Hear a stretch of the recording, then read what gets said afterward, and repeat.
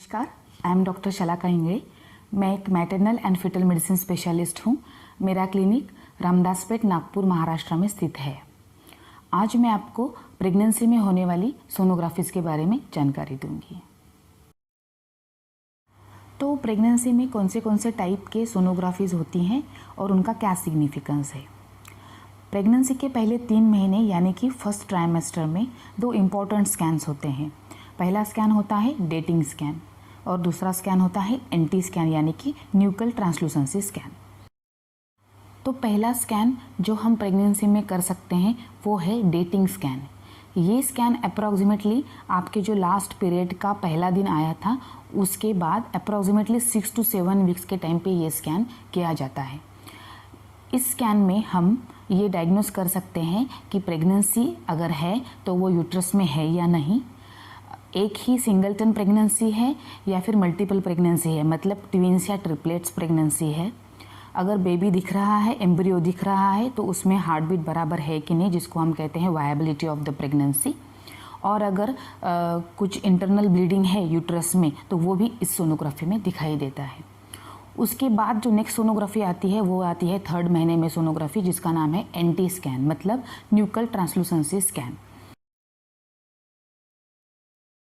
तो इस स्कैन में हम बेबी की नेक के पोस्टीरियर पार्ट में एक फ्लूइड कलेक्शन नॉर्मली रहता है, तो उस कलेक्शन का हम मेजरमेंट करते हैं, एनटी जिसे कहते हैं, इस मेजरमेंट किए हुए वैल्यू को।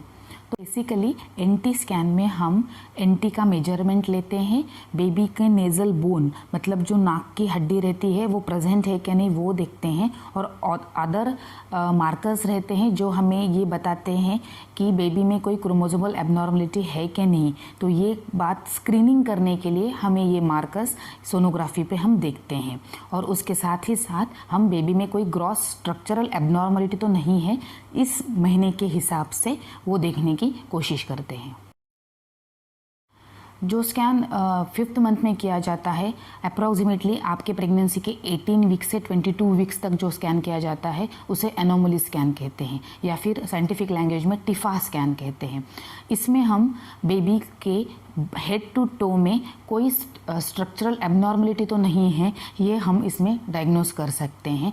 तो इसमें बेबी के brain, face, head, heart, eyes, stomach, kidneys, spine, both upper limbs यानी कि दोनों हाथ, दोनों पैर, ये सब जो स्ट्रक्चर्स हैं ये नॉर्मली डेवलप हुए हैं या नहीं, या इसमें कोई एबनॉर्मलिटी है क्या, ये हम इस स्कैन में डायग्नोस कर सकते हैं।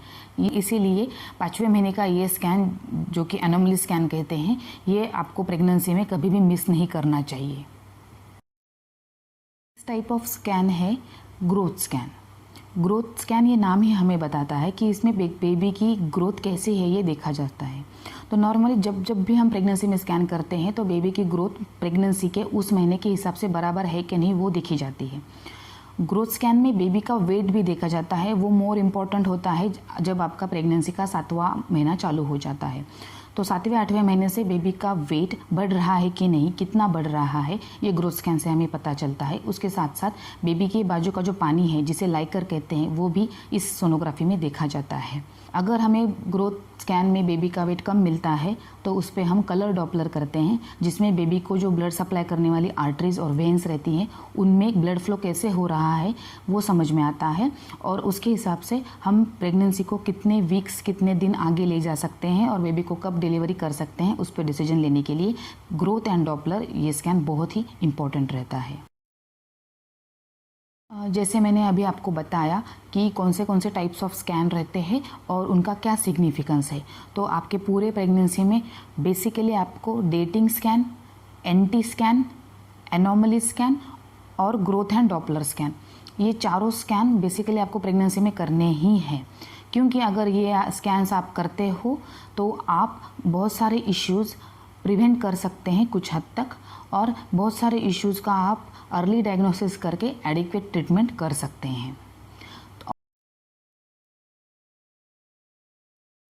प्रेगनेंसी में सोनोग्राफी कितनी बार करनी चाहिए?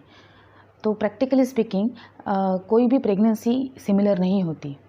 प्रेगनेंसी में कोई प्रेगनेंसी में कॉम्प्लिकेशंस रहते हैं, जैसे कि अगर मल्टीपल प्रेगनेंसी है, ट्विन्स है, ट्रिपलेट्स है, किसी में प्लासेंटा नीचे है जिस पेशेंट्स को ब्लीडिंग है, कोई प्रेगनेंसीज में बेबी का वेट कम है प्रेगनेंसी के महीने के हिसाब से।